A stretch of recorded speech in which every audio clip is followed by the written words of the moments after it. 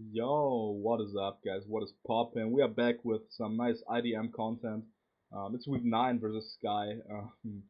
Good buddy of mine. He's in the ITL too, and this is a rematch actually of last season's finals. So, yeah, I don't know why my internet is lagging right now, but yeah, gonna be an interesting game. We are both doing pretty well heading into this week. I'm 7-1. He is, I think 6-2. So it might have some implications on who gets a first round bye, who like gets number one, number two, number three seed, shit like that. So it's kind of an important game, but a game that I won't treat as serious as other games. I'm bringing some heat because like he's a very likely playoff opponent, and yeah, I don't want to reveal too many of my strats here, but I built a cool team that I'm sure can win versus him. He has a very threatening squad. He has to Celesteela, Mega Medicham, Gliscor, Seismitoad, Raikou, and P2. P2 and Mega Medicham actually are like number 3 and number 4 on the kill leaderboard or something like that. He has been using P2 really well, and yeah, I don't really have a switch in for Mega Medicham, so that's kind of annoying, but yeah, we'll work something out. I got a team of builds. It's pretty heat. I'm not gonna lie. We got a nice defensive Zapper with static. Pretty standard set. Gotta say. HPIs, T-Bolt or Discharge, Toxic and Roost.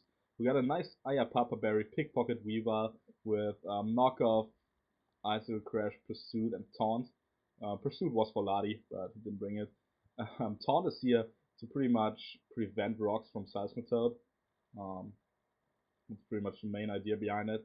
I can, with the Papa Berry, I can shoot 2 skulls and get back to like 75%. Same with Earthquakes, I live 2. Unless he's an offensive variant, I can 3 KO him with like Icicle Crash, potentially depending on the set if he's Fizzdeath or Spideath. So that's pretty clean. And Knockoff is just a nice spammable move versus him. Helps beating down Celesteela because getting rid of lefties is nice. Helps with the Violet and P2. Like his entire team is just knockoff weak. Like look at it.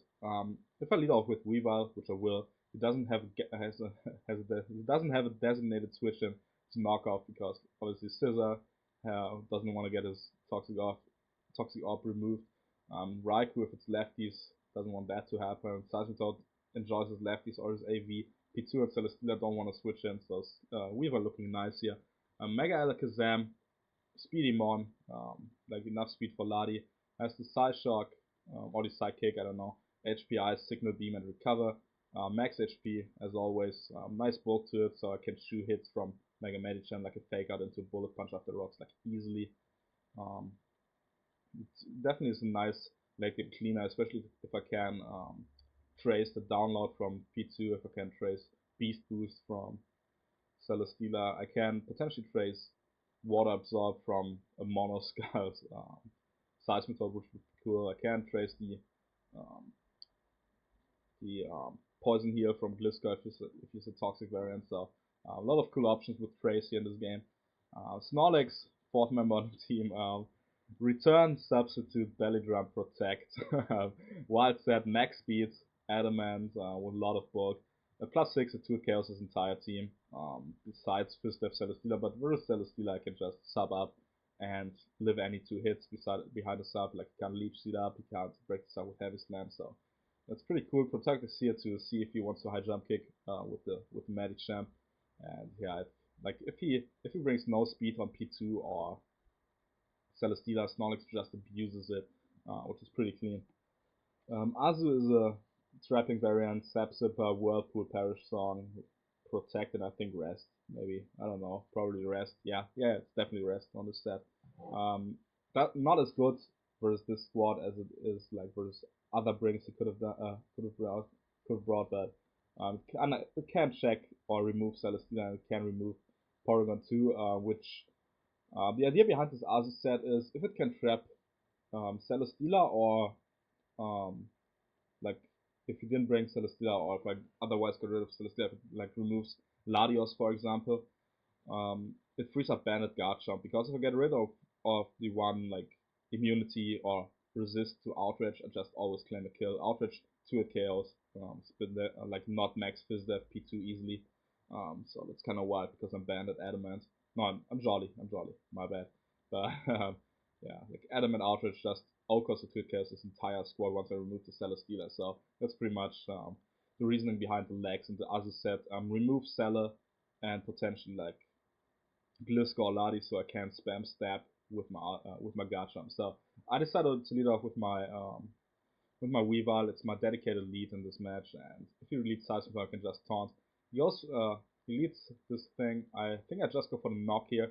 I don't want it to sub up, and if he's like Scarf or Sphere, so be it. I don't think it's a set versus me, so I wasn't too worried about it.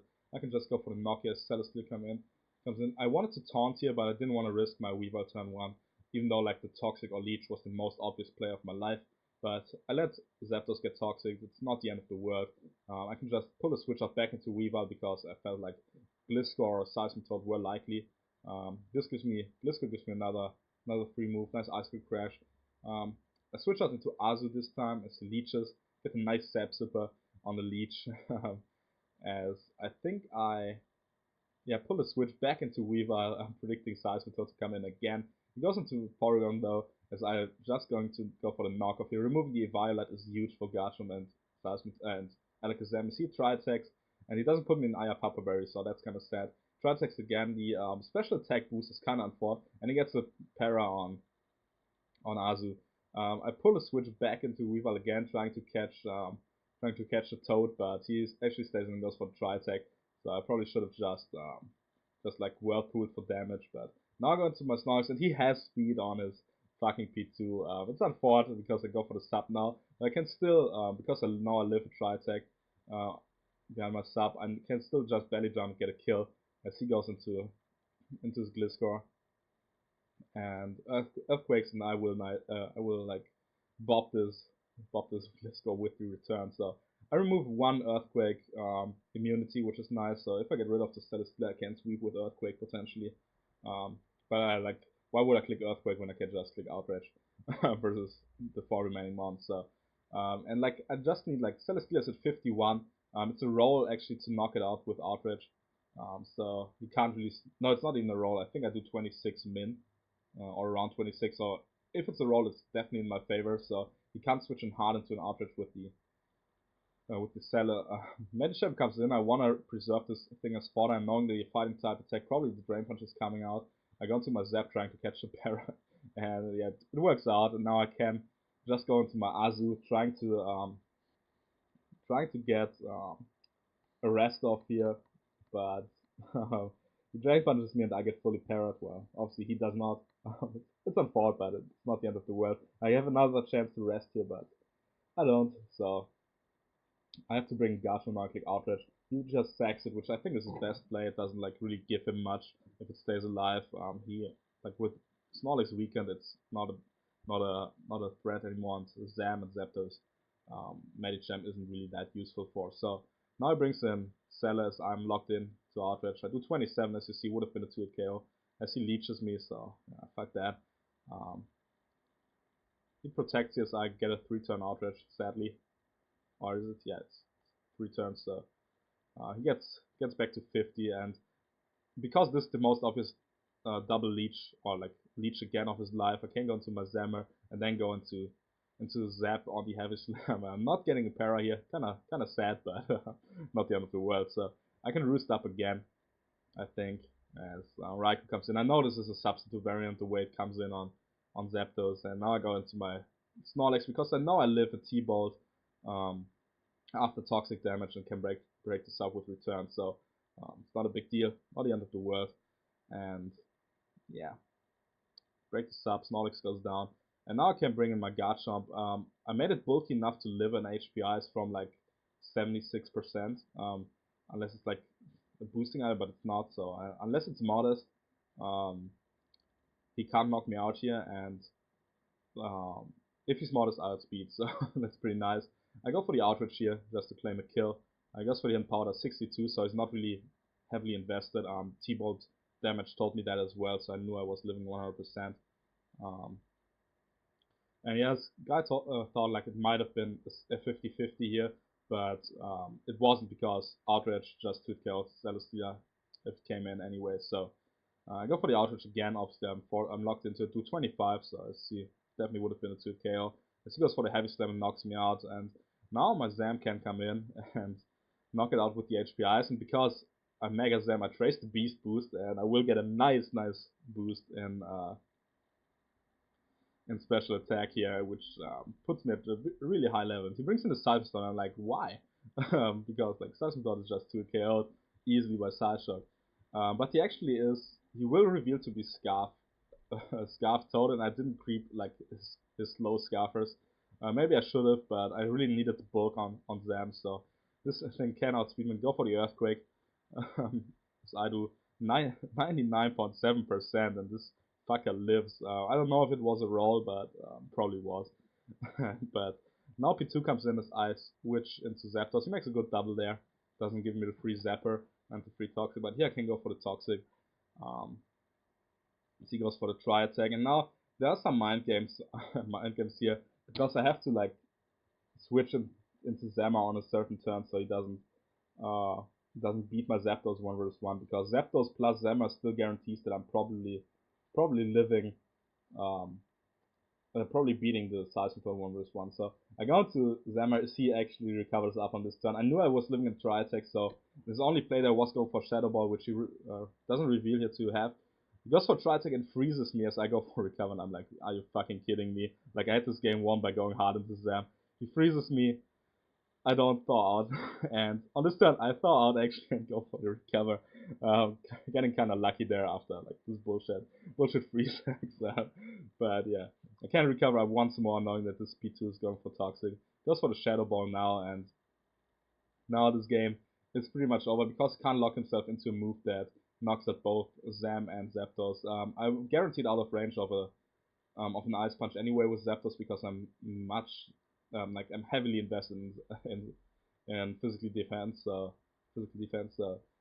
Yeah, he didn't really have a move to hit me there. Knowing that Seismitoad doesn't get like physical water step is really nice.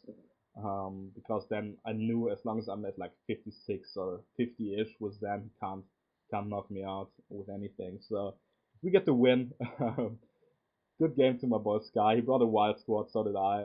His Gliscor wasn't even Toxic Orb, so yeah, both of us like brought some heat to like be safe in case we have to play each other in the playoffs and don't have to reveal our best sets and shit like that. So definitely a fun game for sure. And yeah, we improved to 8-1, and this is actually going to be the last match of our season. The season is 11 weeks, but I already knew before that my week 11 opponent had left the league, and we didn't find or didn't get a replacement coach.